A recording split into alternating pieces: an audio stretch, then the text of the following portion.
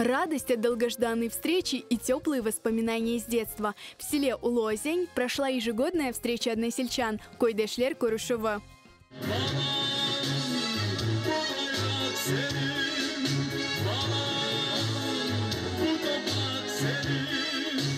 До войны село Улозень было одним из самых богатейших сел Крыма. В 1943 году его сожгли немцы, и жители села были вынуждены бежать в соседние деревни. До трагической депортации 1944 года в селе жили более 1000 человек, в основном крымские татары. Но юрек тартамын да. Не десең, бұл мыннан аннайық, біздің қарбабаларымыз, қартаналарымыз, дайыларымыз, алланлар бұл ерлерде ойнадылар, бұл ерде осы шықтылар, бұл суларын ішті, бұл дереклерінен дады. Бұны дұшынып, ер вақыт юрегін тартамын да. Бұл біздің топырақ, бұл біздің...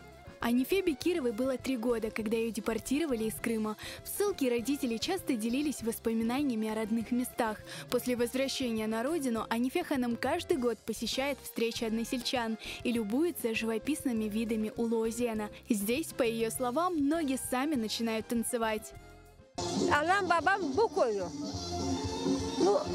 Bunda gelmesem benim yüreğim raddi. Bunda geleyim ben zevklanayım.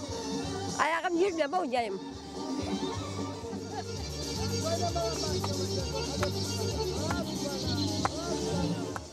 На ежегодной встрече в Улозене выходцы из этого села и их потомки делились воспоминаниями, рассказами о жизни в довоенном Крыму. Крымско-татарские песни, танцы, народная музыка и дымный плов создали атмосферу настоящего праздника, которых сейчас особенно не хватает.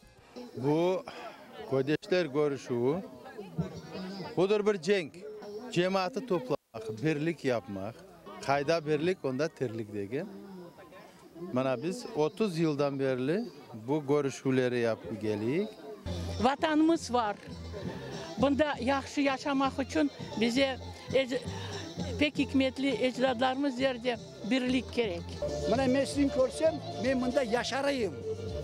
Bu benim milletim, ana toprağım bu. Benim harbabamı, anamı, bunda osken yerleri bu. Onun için atacağım şey, her vakti bizim milletin telici olmasın. Her vakti böyle şenlik, kulli olup konuşacak da bizim torunlar olsun. Kırımba dandan toy olsun. Hep bu bizimki olacak bu. На этот раз на встречу односельчан в Улозень приезжали целыми семьями. Желание жить на родной земле объединяет несколько поколений крымских татар.